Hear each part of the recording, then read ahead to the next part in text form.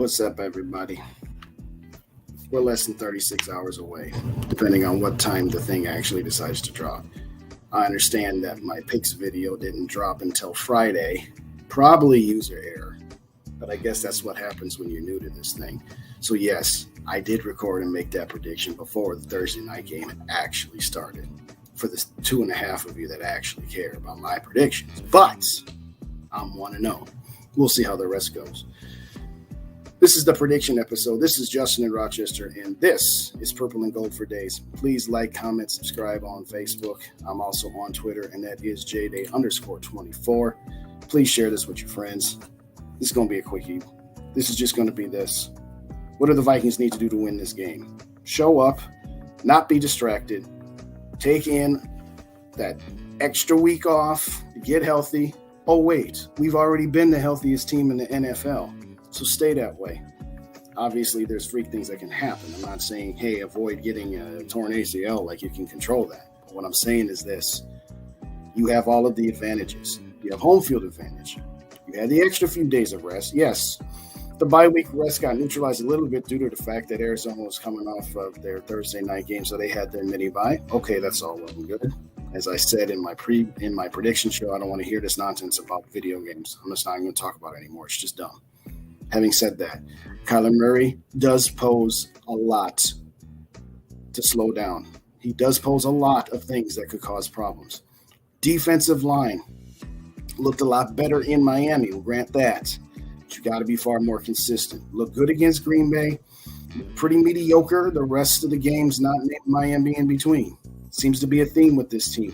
They look great at stretches, and they look mediocre, and then sometimes they look bad. You're not going to be able to get away with that against good teams. And I'm not necessarily saying that Arizona is a good team, but they have something that is just a bad matchup, and that is a mobile quarterback.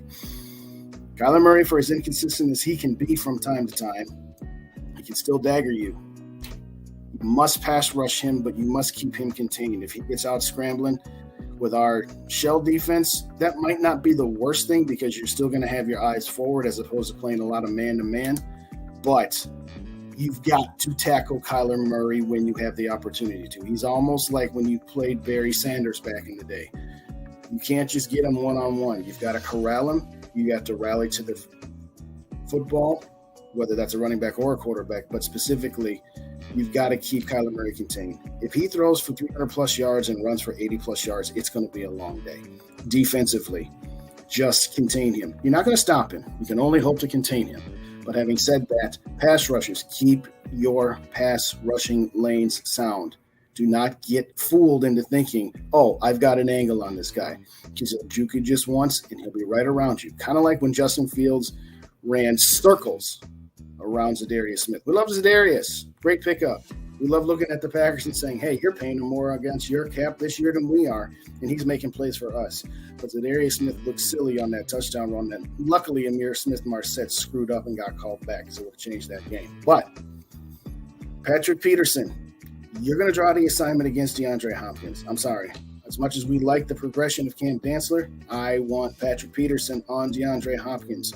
DeAndre Hopkins isn't the elite receiver he used to be, but he's still pretty daggone good. You can say the same thing about Patrick Peterson this year. You know, he doesn't have the complete speed that he used to, but he does have the veteran savvy. So him and Harrison Smith, you let those two guys take care of DeAndre Hopkins. Everybody else, who else do you feel? Okay, yeah, Zach Ertz. Yeah, middle of the field has been a weakness, so you got to watch out for that too. The bottom line, just keep your rush lane sound and get some pressure on Kyler Murray. Because if that building gets loud, I don't like Kyler Murray's chances to stay in the sound mind. He's just going to do what he always does, which is just throw terrible passes, terrible interceptions. If you have opportunities to get your hands on a couple of picks, take advantage of them. Don't say, oh, I almost had that one. This is a team that has built itself to always have the ability to never be out of a game, but there's going to come a point in time where you have to take advantages when they present themselves to you. So let's move over to the offense. Everybody talking about how Kirk Cousins is sitting on another huge game because he hasn't had one yet. He's going to put it all together. I certainly hope so. That would be great. But in this game, I look for this to be more of a running game. I like Dalvin Cook. I like Alexander Madison. I'm going to say it like this. My prediction for Dalvin Cook is going to have at least 130 combo yards and at least 2 touchdowns. This needs to be a Dalvin Cook game. not just the 1-1 run, famine feast like we had in Miami. Granted, Miami's defense is a little bit better, but they still got J.J. Watt over there. The bottom line is that you need to feature Dalvin Cook in this game. I'm not saying that Kirk Cousins throws the ball 12 times like he did the first game in 2019 against the Atlanta Falcons, but the focus needs to be on the run this week because teams have decided, okay, the Vikings are not the Clint Kubiak Vikings anymore. They're going to try to pass the ball more than they do.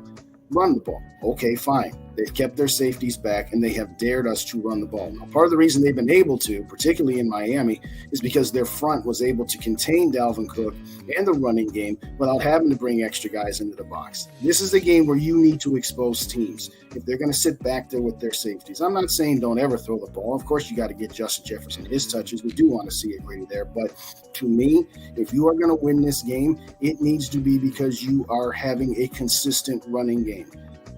Secondly, offensively, regardless of how your game planning is, you have got to be more consistent and you have to have far fewer 3-and-outs than it has been. Listen, this team led the league in 3-and-outs last year. We talk about all that defensive letdown at the end of the first half and end of games under 2 minutes. That's all well and good. But this offense does contribute to that when it's constantly going 3-and-out last year. This year, they're not number one in the league, but they're still up there. It's far too many. You had no business winning a game in Miami where you had a total of 11 3-and-outs. I say 11. Yes, you had 10 3-and-outs that were punts and 1 3-and-out that ultimately kicked a field goal because your defense got you a turnover in field goal range. I get it. It was towards the end of first half. Not the point. 11 3-and-outs out of 14 meaningful drives. That's not going to cut it. No matter how well your defense plays this week, Arizona's going to put up some points. You're going into this thinking we're going to hold Arizona to 21 points. I would be ecstatic if that happened. I just don't see it happening, ladies and gentlemen. They're going to score on you. So you need to make sure you take advantage. And even if you have a 4-minute drive that starts on the 20 and ends up stalling and you punt it and then they down it at the 5-yard line, but you took 4 minutes off the clock, okay, not the ideal ending, but certainly a lot better than a 3-and-out. 3-and-outs put your defense back on the field where they've barely had any chance to rest. Obviously, unless it's a 3-play touchdown drive, you're not scoring any points, not breaking any news there. The point I'm making here is this offense against Chicago, for example. Now, some of that was how the game went and there were so few possessions, so I'm going to throw that one out. But the point is that don't come out and score a touchdown or two in your first 2 or 3 drives. Like, for example, last year in Arizona, 3 touchdowns on their first 4 drives. And then what they do the rest of the game? Well, that's right. They kicked 2 field goals. I know, should have been 3, still should have won the game. But you put yourself in that position when you score a touchdown in the middle of the second quarter and don't get into the end zone for the rest of the game, you know that the defense isn't the strength of your team. So don't do your disappearing act for a quarter and a half. Even if that doesn't mean you're getting in the end zone every single time, because obviously nobody expects that you're going to get in the end zone. I mean, yeah, this isn't the 98 Vikings or the 99 Rams or the 2007 Patriots where you just expect touchdowns on every drive. But you cannot have that kind of imbalance between how many touchdown drives or scoring drives you have and how many 3-and-outs you have. Special teams. They are Dr. Jekyll and Mr. Hyde to the nth degree. At the end of the day, for me, I'm not worried about the punter. Okay, so he had one bad game. All right, fine, whatever.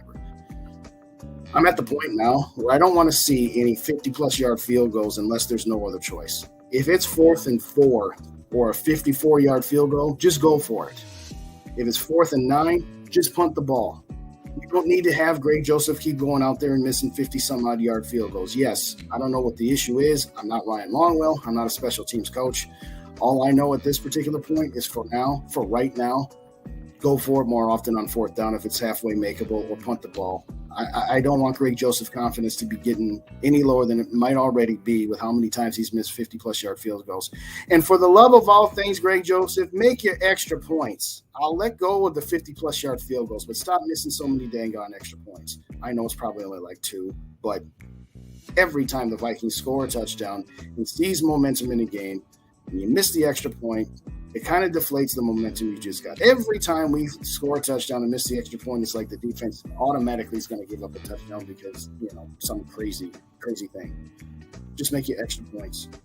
And coach, we love everything that you've done. You found a way to make this team somewhat cohesive where one unit will pick up the other. That's all well and good. And hey, you rocking right now. With no more 50-yard field goals unless there's only 2 seconds left in the end of the game or the end of the half or something like that. My final score prediction is that the Vikings are going to win this game 37-35. I don't think it's going to be a blowout one way or the other. Would it shock me if Arizona blew us out by 14 or more? Not really. Not with the way this defense has gone up and down and opportunistic and gotten turnovers, but still getting up from a lot of yards. No, that wouldn't surprise me. Would it surprise me if the Vikings won by 17 plus points? Not really. Arizona can be just as mediocre and consistent as we are. But at the end of the day, I think this is going to be a close game, but I do see the Vikings coming out on top. Please like, comment, and subscribe. Share this with your friends. Put your score predictions at the bottom here. I will be back probably Sunday night or definitely Monday night with a Day with Mike and Kyle over on the Purple Code. I'm not sure if I'm going to be able to do any post games this weekend. Having said that, you will definitely be seeing content from me on a fairly regular basis next week and beyond. Like I said, this is a Purple and Gold for Days. My name is Justin. I go by Justin Rochester. Please follow me on Twitter also, and that is jday_24. But I see the Vikings pulling this out, getting to 6-1 before we get to the revenge game that is Kirk Cousins going back to Washington.